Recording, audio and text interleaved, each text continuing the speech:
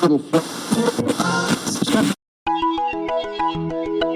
the Family and Community Outreach Center at OCALI, this is From My Perspective, our Inspiring Change podcast series focused on amplifying the voices and lived experiences of people with disabilities and their families through stories that inform, challenge, and inspire.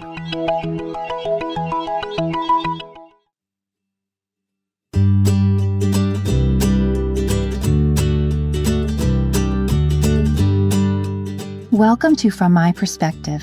This is OCALI's Family and Community Outreach Center podcast. In these podcasts, you will hear from people with disabilities, their families, friends, coworkers, and neighbors. You'll hear about everyday life, their passions, their interests, their opinions. You'll be inspired. You might laugh or cry. But most importantly, you will better understand what life is like from our perspective. I am your host, Jen Bavery, Program Director of the OCALI Family and Community Outreach Center. This episode explores creating a vision for a good life, supported by connections, belonging, community, and being valued. Joining me for this conversation are Celia and LaDonna. I had the pleasure of hearing them speak at an event for families and professionals and was moved by their personal stories, as well as their efforts to support others with living their best lives. Celia and LaDonna share these personal and professional experiences during this episode, as well as offer a set of tools called Charting the Life Course that help to build a better understanding about what a good life means for a person and how to get started in creating that vision to support that good life.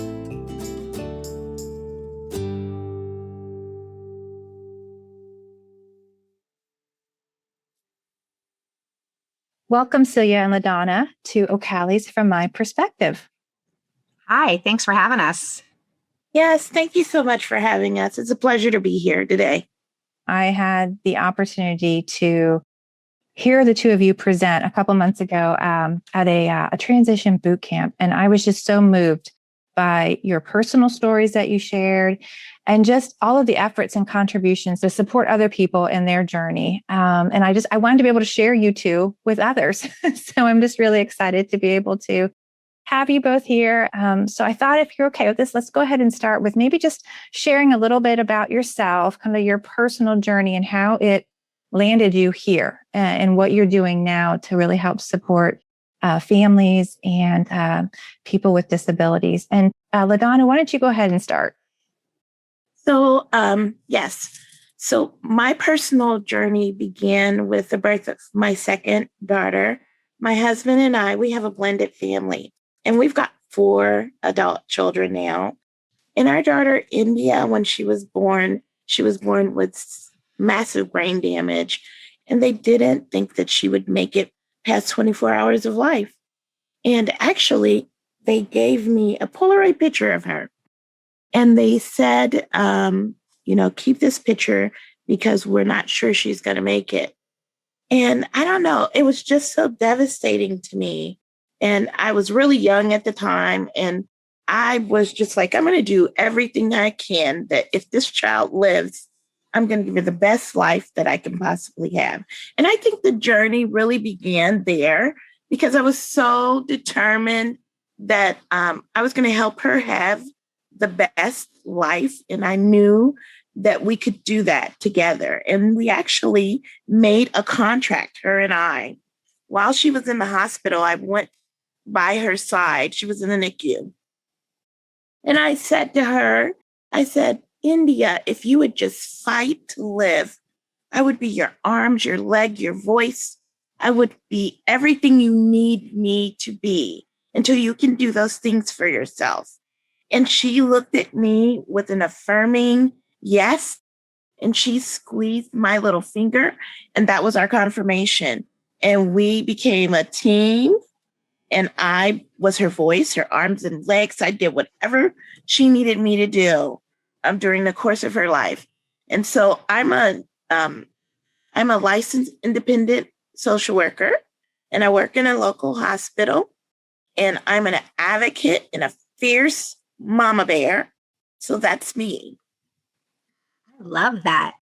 So I come to this work as I always tell people when I'm sharing that I come to this work not only as a mom, and that's really where I identified with the role of being a parent of a child with disability first.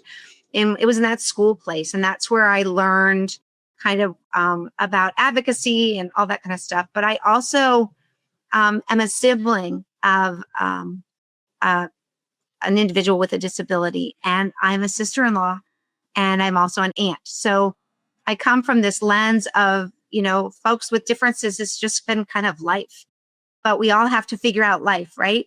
And we each do it different ways. And so that's really what brought me to this space. And what keeps me here are families like LaDonna's. I just tell you, it's such a privilege to be in a space and share space with families and to hold up those family stories and to empower the family voice. It's part of my favorite part of my work. You two are amazing. As I mentioned, I heard you guys speak together before, and once again, I'm hearing that same passion. I'd like to hear more from both of you on, what does it mean to you, for someone, for you, for your loved one, for others to have this best life, this vision for a good life. And so maybe Celia, you can share a little bit, and then LaDonna. Sure. So, I think I have the privilege of kind of this good life vision being part of my day-to-day work in my role as a family support coordinator at the USED. And so I've had the privilege of kind of going on this journey with families and really looking at what does it truly mean to have a good life. And it really comes down to the people that we're connecting with, the places that we belong, our sense of community. And then my favorite spot, which is that having value. And I always kind of use the phrase of being missed when you're gone. And we don't realize when that's missing until we feel terribly isolated. And we self-isolate as family members of individuals with disabilities. When things get hard, our instinct is to pull away and not reach out. And so I think that part of it is really important when we talk to families of, number one, giving them permission to have a vision. I think a lot of times we give that up when we look to experts. You can get help from school. You can get help from systems to create that vision, but really that comes from what you want and what you see, and not what is safe to vision or is possible. I have a new phrase that I use that is moving from that lens of disability to possibility. What I love about my role is I get to look at families and go, don't build it based on what's available. Build it on what you want. When we do vision planning as professionals, it's not about what we have. It's about what the family wants. I love what you talk about there at the end about it's what you want. It's not where you are now, but where you're going to be or where you want to be. So thank you for sharing that. LaDonna, your thoughts on how does having this vision for a good life really benefit a person? Well, first of all, I like to say that Celia, you did a good job, girl, at defining what a good life looks like. And I ditto everything that you said. It really is about inclusion and valuing an individual. See, I look at it like this. We have but one life, and we should live it to the fullest. We should guide our children, our patients, students, parents to envision what a good life looks like for them. And then we should create that life. So often when I'm working with patients and parents, I go into the clinic room and I will ask the patient, what vision do you have? Or like, what's your goal? Where do you see yourself a year from now or 5 years from now? And I will ask parents the same thing. And oftentimes they haven't thought about a vision because they're living day to day, just trying to make it from day to day. And I like to encourage family members and patients to just think about what a vision looks like for them. So oftentimes there is far much focus on what an individual's diagnoses, their disabilities is. And so you already talked about this. And the focus does need to change to what the abilities of the individual are or what we can bring such as the joy, the light, the inspiration into their lives. For example, our daughter, India, she enjoyed dancing, singing, being around others. She absolutely loved shoes. And so while she was in high school, she participated in the drill team and after school dances. We made sure that all this happened. And she was one of the cheerleaders, and she would cheer from her wheelchair.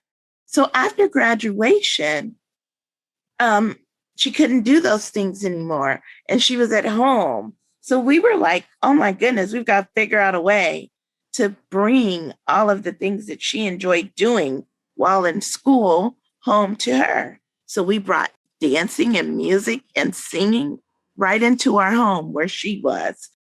And then we captured each of those moments and memories by taking photographs, videotaping it, paintings, and then leaving all of those memories within our hearts.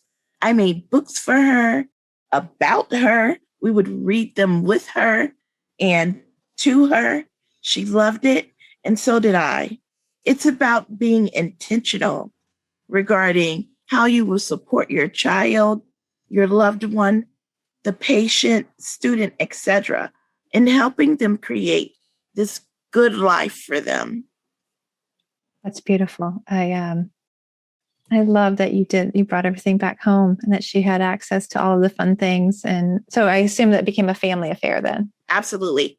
We created a village for her. And so the neighbors got involved. I mean, we just really did, because it was very important to us. And so we made our vision so clear that people wanted to grab onto that vision and make it a reality. So I'm glad that you talked about how you guys thought about and created this vision, because I know you both promote, there's a tool out there called Charting the Life course that is to be able to support people and families with that exact step. Like, how do you create this vision? How do you factor in all of the pieces to create this trajectory, I guess, this path for a good vision? So I think it would be great if people could hear a little bit more about that. So anybody can use it. So that's the one thing that we always say. And it's really evident when you have the privilege of being in the room and seeing the power of playing with the tools. And so this really came out of a group of stakeholders coming together and saying, what does it truly mean to support families? It really wasn't driven by, we need a vision planning tool. It was, what do families need to feel supported? And in that conversation, families and stakeholders shared their experiences of what this looked like. And out of this bubbled these principles that kind of guide what we do, and how we support families overall. And then in addition to that came these tools. And it's all built on this core belief that all people have the right to live, love, work, play, learn, and seek out their life aspirations in their own community. And they came up with tools that helped talk about that. And really, that's where that good life came from. It's what is it that it takes to have a good life? We're all trying to manage to get the best life we can get with what we have, going on at the current time. But as important as recognize what that good life is what is that we don't want in our life? And we often tell families and talk about, and families share with us that, a lot of our life becomes about avoiding what we don't want. And when we're in our most difficult journeys, we're looking at that box a lot. But if we can recognize that ahead of time of what's important to us and what we really want, and kind of know what it is that we're trying to avoid, that idea when you use the word trajectory, that's an upward moving line. And when I'm on a trajectory and I fall off, if I know where I'm headed and I know what I'm trying to avoid, it's easier to right myself. And it doesn't take as much time and energy because I can kind of stay wayward on the way that I want to go. And it's called Life Course for a reason, because you can jump in at any time. Families go, oh, why didn't I know about this sooner? Why didn't someone say something sooner? And you're like, we're here right now with let's just talk about what you're trying to make happen and what your child wants. It's a beautiful thing because it becomes about the family. We really recognize that family has a huge role And that idea that the individual is always surrounded by their family. LaDonna's stories are just so obvious of how important the role was. And initially, systems were set up to serve the individual. I mean, we're person-centered for a reason. But at the same time, you cannot ignore the impact of the family and their journey when you look at the individuals that we support and serve. And as family members, we don't want to be ignored, and we're not going to feel great about systems who are saying we want to support you, but can't look at all of us and go, oh, we have to take into consideration what they're all going through. And LaDonna probably could just share more about that whole piece. But I just think that Charting the Life course has a lot of great spaces in just embracing the principles and the framework, but also the tools are a great way to go about that. And it helps you analyze your past and know where you want to move forward. And so I could just share that when we used the Charting the Life course for India and our family, some of our concerns were making sure that she had a daily life schedule and that we did concurrent planning and made sure that she had the support that she needed. And if I could just go back a little bit, in April of 2016, India was diagnosed with hypothermia dysautonomia. And that is a diagnosis that has to do with the brain's ability to regulate an individual's temperature, body temperature. There is no cure for that diagnosis. And so my husband and I and our family, we sat down and we knew we needed to kind of change gears a little bit to think a little bit more about how to continue to create quality of life for Miss India and to make that life joyful for her and for us, given the news that we had. So we took a look at the Charting the Life course, and we began thinking about, okay, what do we want for India? You know, if something happened to us as her parents during this time frame, because we didn't have an expiration date, but we knew we had a diagnosis that was not curable, who would provide care for her? And then if something happened to India, did we have a plan in place? So we were concerned about transition and how to make sure that we still had social connectedness for her and, you know, that we still had the supports that she needed. And so what the tool helped us figure out is that we had a lot of support system. We were able to see it down on paper, and it was very clear. And then where we needed improvement or where the gaps were. So one of the huge gaps that we had was nursing. We didn't have dependable nursing. We had the hours. We had a way of getting it paid for. We just couldn't find the nurses. So we were able to take that information that we saw on paper and then come up with a way to still make it happen. And one of those ways were, because I work at a hospital with some amazing, amazing friends and colleagues, I got together with my friends and colleagues because everyone was saying, oh, LaDonna, how can we help you? What can we do to help you and your family? So I created a list and told them we really need help with India's care so that we could spend more time with her. We would have people come over and literally just like, make her formula or bring us something to eat for dinner. So I wouldn't have to worry about that. So I can get in bed and just cuddle with India or read her book or just focus on her. Or they would come over and learn her care and sit with her like for a couple of hours. So my husband and I could go do something with other family members or go out to dinner. And so that's a way that you can take what you have, which is your natural supports, and see the gap that you have and create that meaningful life that you have for your child and your family.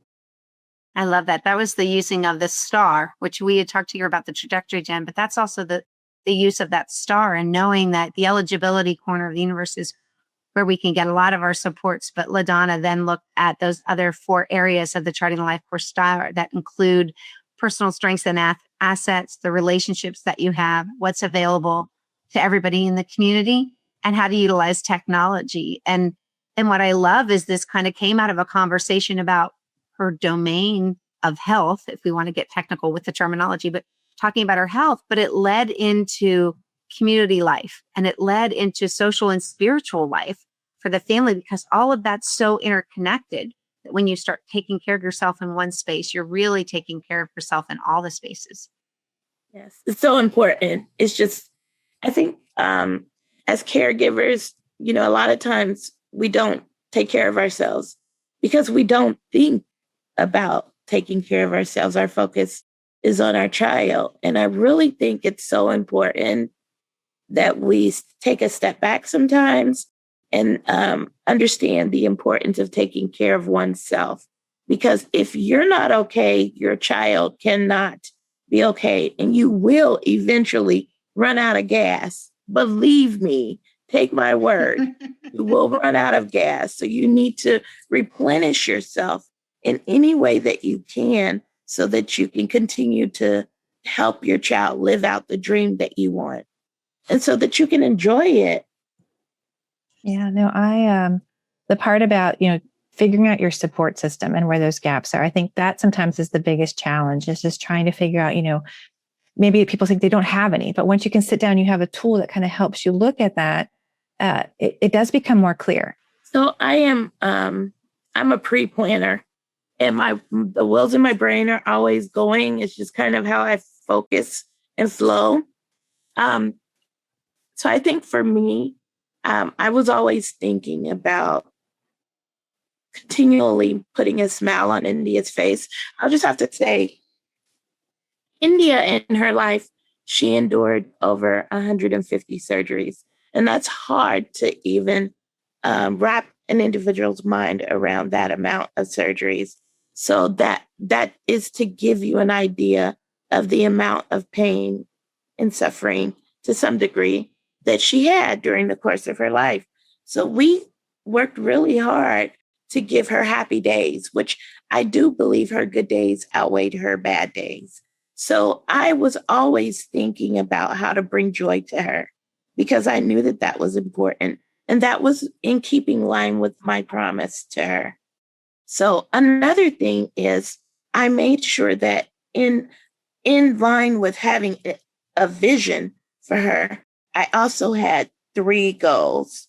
One, that she not be in pain.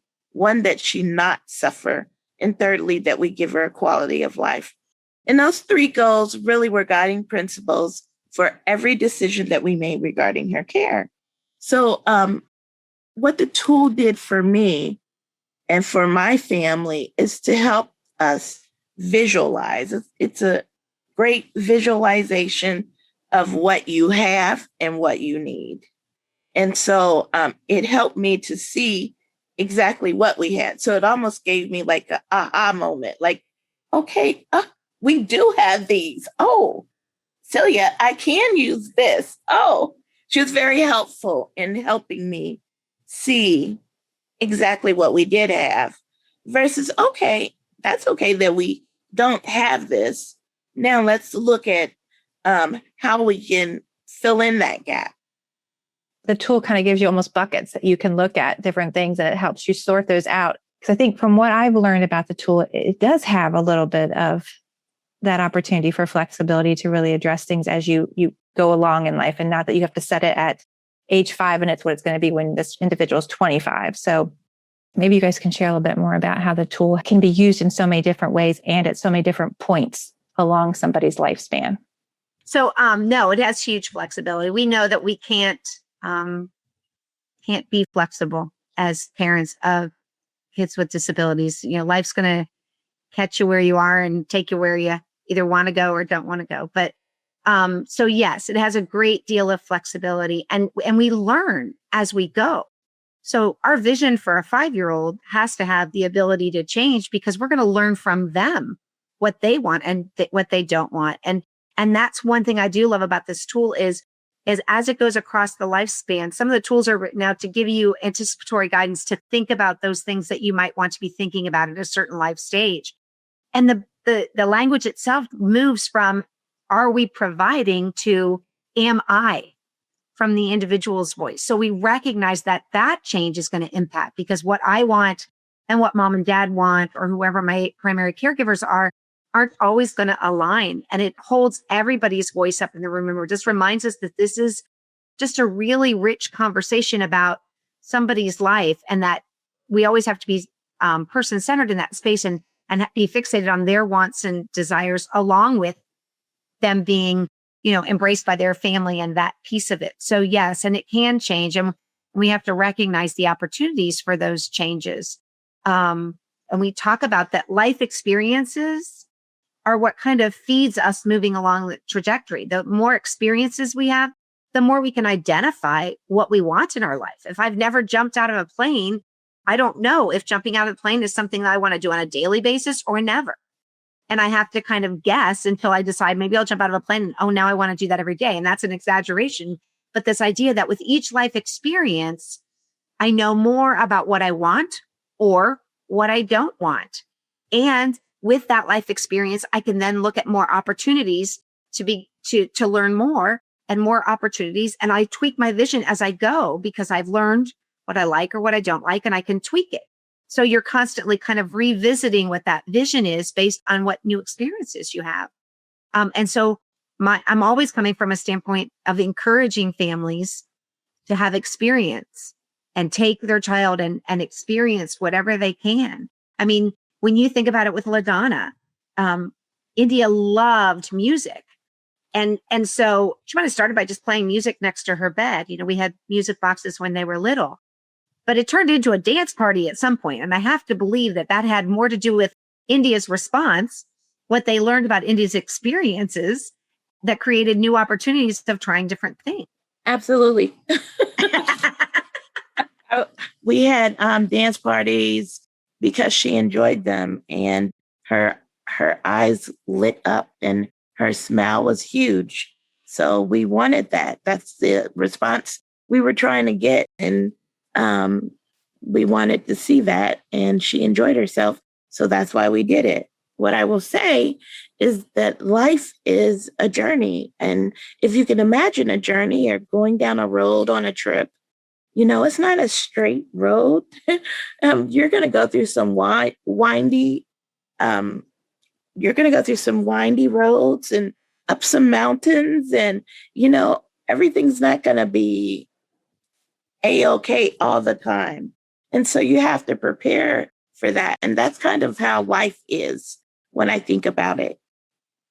So I think the tool, because it is person-centered and family-centered, it helps you to kind of figure out exactly from, if there is a change in that individual's life, exactly, it gives you an opportunity to kind of recenter yourself.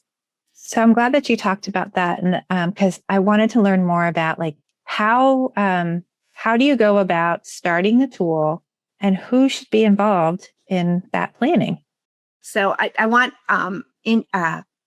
LaDonna to talk a little bit about how the process is, because it's not perfect, and it's not like you have to approach it a certain way.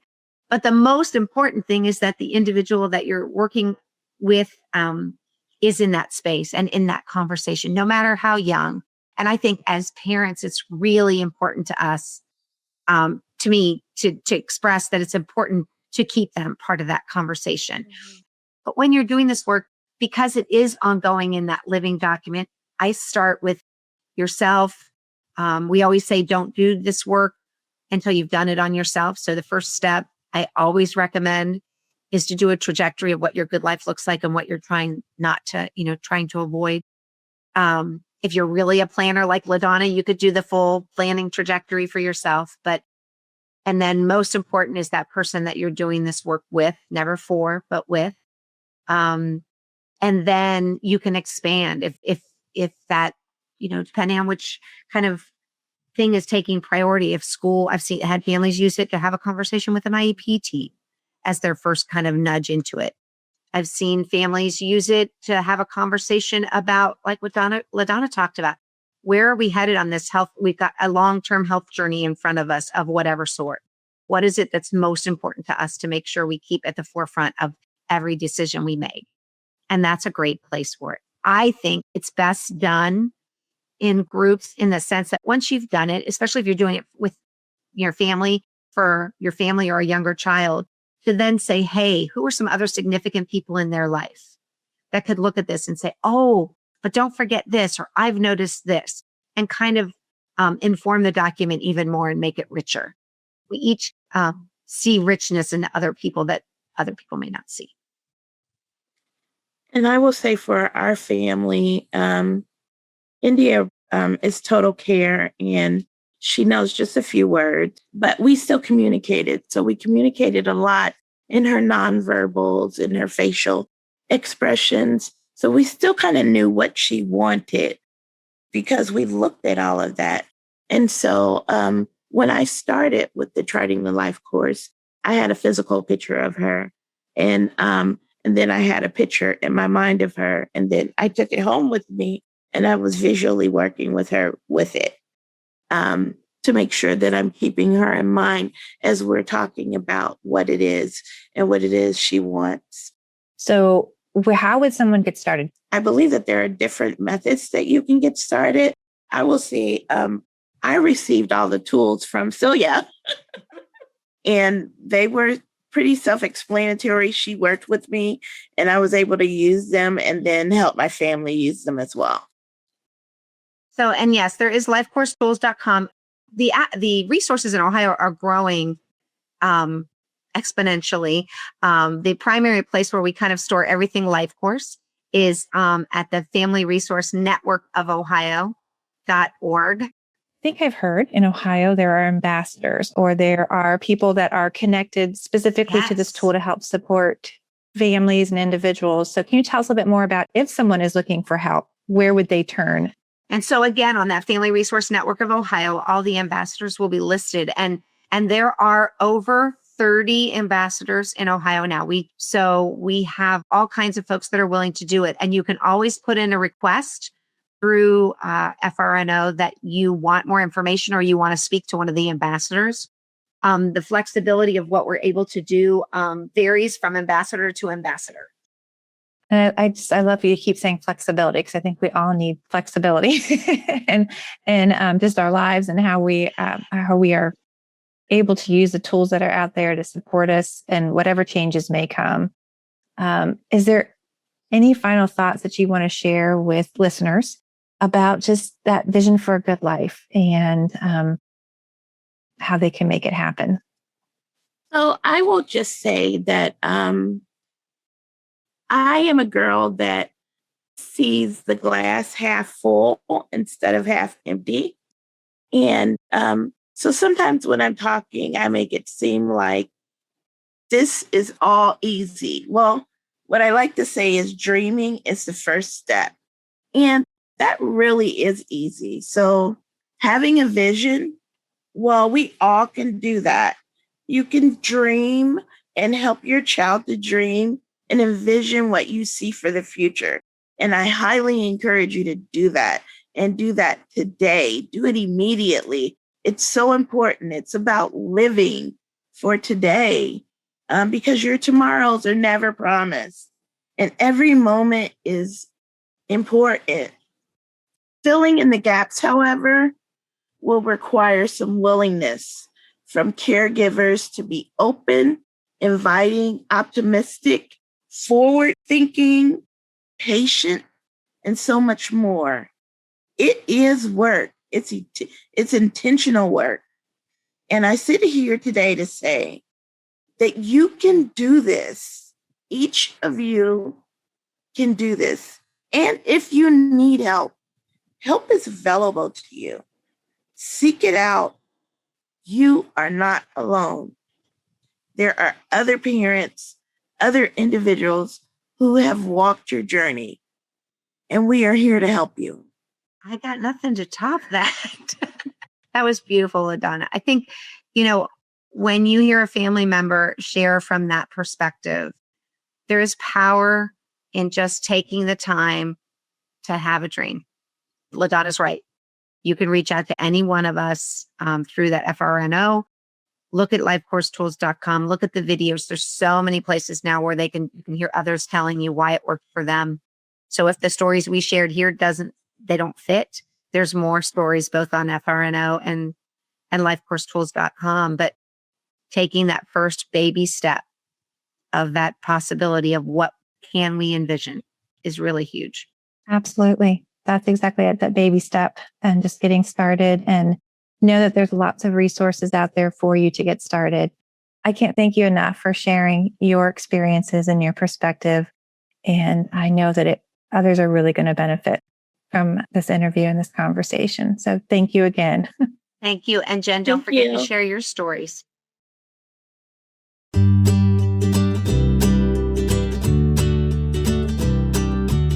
Thank you for listening to this episode of From My Perspective.